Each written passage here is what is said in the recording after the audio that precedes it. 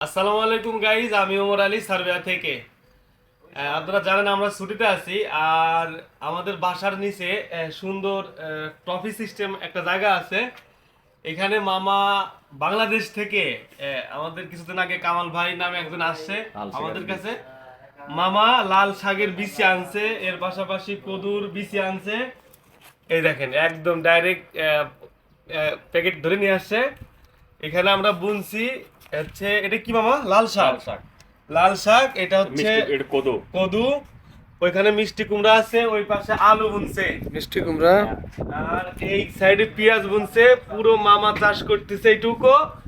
আপনাদের সবার দাওয়াত, যখন বড় হবে তখন সবাই চলে আসবেন, যে যেখানে আছেন, বাংলাদেশে থাকেন, দাওয়াত। রুশিয়া থাকেন, সার্বিয়া থাকেন, সবার দাওয়াত। দাওয়াত কবুল করেন মামা- আলহামদুলিল্লাহ। মামা হচ্ছে অনেক পরিশ্রম করে এই কাজে। আসসালামু আলাইকুম ওয়া রাহমাতুল্লাহ। আমার মনে হয় বললো আসলে আমরা এগুলা মালিক তো আমাদের অল কমপ্লিট সবকিছু দেয়, তারপরে আমরা জায়গা পড়ে রয়েছে, আমরা এগুলো মানে ইচ্ছে করে করলাম যে একটু ভালো লাগে।